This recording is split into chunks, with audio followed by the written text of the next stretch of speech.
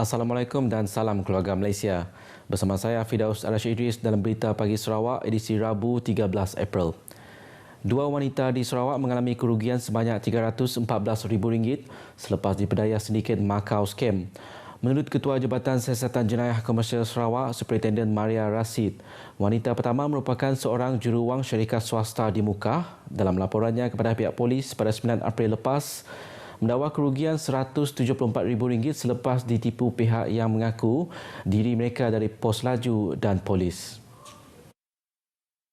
Jelasnya kejadian menimpa wanita berusia lewat 20-an itu bermula selepas beliau menerima panggilan telefon daripada seorang wanita tidak dikenali mendakwa dirinya petugas di Pejabat Pos Laju Kuala Lumpur pada 7 April lepas. Suspek mendakwa mangsa mempunyai barang kiriman iaitu kad pengenalan dan kad kredit yang belum dituntut sebelum menyambungkan talian kepada individu lain yang menyamar sebagai Inspektor Ko.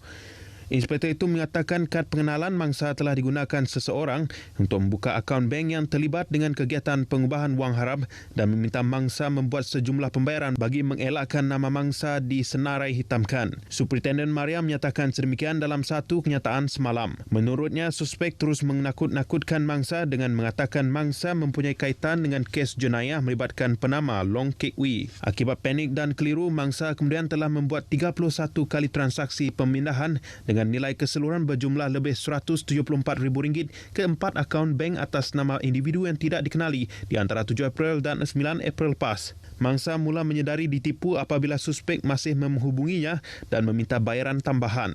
Sementara itu, satu lagi kes dilaporkan pada 8 April lepas melibatkan seorang penjawat awam wanita berusia awal 40-an di Miri dengan penipuan bermula pada 14 Januari lepas selepas menerima panggilan telefon daripada seorang wanita bernama Mastura daripada syarikat insurans Takaful. Suspek mendakwa mangsa telah membuat tuntutan insurans Takaful dan diluluskan oleh ibu pejabat syarikat insurans Takaful di Kuala Lumpur, namun dinafikan mangsa sebelum beliau diarahkan menyerahkan nombor akaun bank kepada suspek. Panggilan telefon itu kemudiannya disambungkan kepada seorang lagi suspek yang menyamar sebagai Sarjan Billy dari Balai Polis Pudu. Seterusnya disambungkan kepada suspek yang menyamar sebagai Tuan Chong, seorang pendakwa rakyat. Akibat panik dan cemas, mangsa telah memasukkan wang pinjaman bank, wang gadaian barangan kemas dan wang simpanan miliknya yang berjumlah RM140,000 ke dalam akaun bank yang baru dibuka sebagai wang jaminan bagi menyelesaikan kes tersebut antara 18 Februari dan 28 Mac lepas. Jelas Superintendent Maria lagi, mangsa menyedari telah ditipu apabila mendapati wang tersebut hilang dari akaun bank beliau dan gagal menghubungi nombor telefon suspek. Seramai 70 peserta menyertai kursus prosedur operasi standard SOP untuk pencegahan kebakaran yang dijalankan di Universiti Kertin Malaysia Miri baru-baru ini.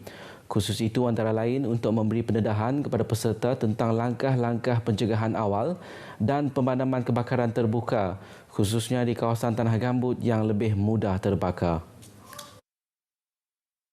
Menerusi kenyataan daripada Ketua Balai Bomba dan Penyelamat Lopeng, Muhammad Hamdani, kursus berkenaan adalah anjuran bersama Lembaga Sumber Asli dan Alam Sekitar Sarawak serta Universiti Kertin Malaysia dengan kerjasama Jabatan Bomba dan Penyelamat Malaysia JPBM Zon 6 Miri, Jabatan Meteorologi Sarawak, Jabatan Residen Miri, Jabatan Pengairan dan Saliran Miri, Jabatan Alam Sekitar Sarawak, Jabatan Sukarelawan Malaysia, Majlis Bandaraya Miri, Jabatan Tanah dan Survey Miri dan semua pemilik tanah persendirian di Kuala Baram.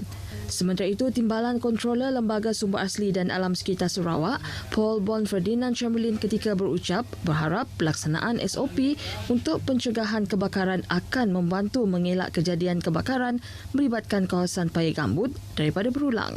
Antara pengisian semasa kursus itu berlangsung adalah taklimat berkaitan tinjauan cuaca untuk bulan April hingga ke September tahun ini selain demonstrasi pemadaman api tanah gambut oleh pihak JBPM. Seramai 200 orang daripada golongan asnaf sekitar kawasan Kampung Melayu menerima sumbangan berupa makanan kering dan bubur lambuk daripada Yayasan Ragat sepenuh bulan Ramadan tahun ini. Sumbangan tersebut diserahkan oleh isteri Yang di-Pertuan Negeri, Tuan Puan Datuk Patinggi Ragat Kudi Taib di Masjid Darusah, Kampung Tabuan Melayu, Kuching. Tuan Puan Datuk Patinggi Ragat Kudi Taib yang hadir menyempurnakan majlis berkenaan turut beramah mesra dengan penerima asnaf. Program tahunan itu merupakan anjuran Yayasan Ragat yang bertujuan untuk meringankan beban golongan asnaf terutamanya ketika bulan Ramadan selain persiapan bagi menyambut Hari Raya Aidilfitri tidak lama lagi. Turut hadir pada program tersebut ialah Timbalan Menteri Tenaga dan Kelestarian Alam Sekitar Dr. Hazlan Abang Hibni yang juga Ahli Dewan Undangan Negeri Demak Laut serta Datuk Bandar Majlis Bandaraya Kuching Selatan Datuk Wee Hong Seng. Detik Malaysia Membaca dan Sarawak Membaca telah kembali lagi.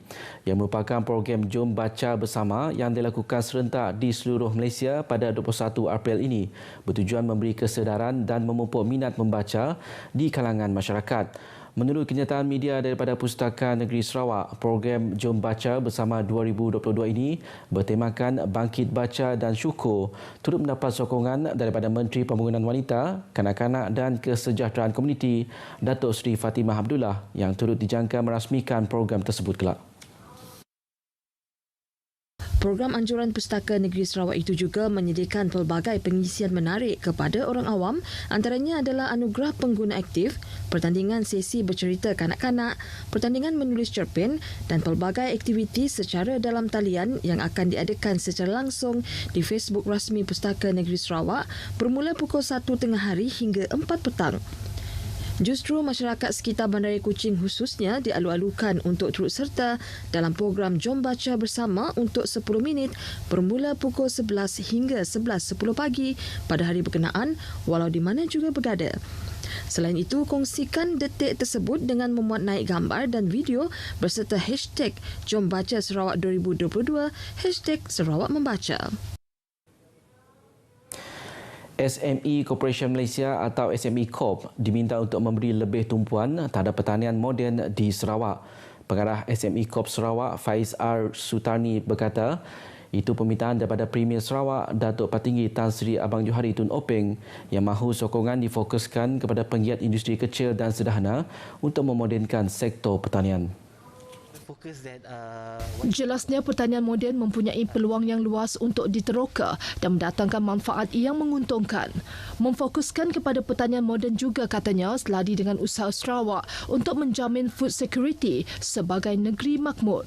Tambahnya, perkara berkenaan akan dimajukan kepada pihak pengurusan ibu pejabat SME Corp untuk mendapatkan cara terbaik bagi membantu dan menyokong pembangunan pemain industri kecil dan sederhana di Sarawak.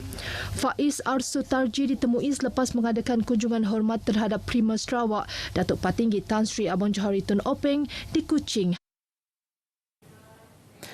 Seterusnya kita ke perkembangan COVID-19. Sarawak merekodkan 4 kes kematian akibat jangkitan COVID-19.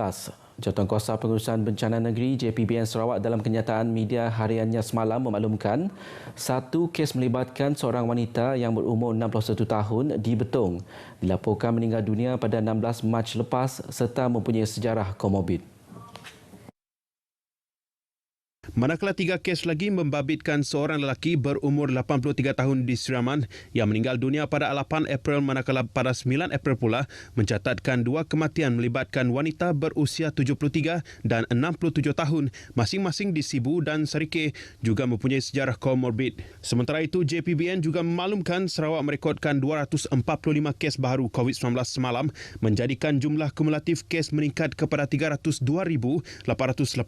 Daripada jumlah tersebut, 239 adalah kes kategori 1 dan 2 dan 6 kes lagi kategori 3, 4 dan 5. Bagaimanapun tiada kluster baru dikesan di negeri ini. Dalam kenyataan media yang sama, Polis Diraja Malaysia turut mengeluarkan 7 kompaun dengan nilai keseluruhan kompaun sebanyak RM13,822 terhadap individu yang gagal mendaftar masuk ke dalam premis melalui aplikasi My Sejahtera. Selain itu, laporan daripada Jabatan Bomba dan Penyelamat Negeri Sarawak juga memaklumkan sebanyak 20 operasi nyah cemar telah dilaksanakan di beberapa daerah seluruh negeri bermula dari 1 April hingga semalam.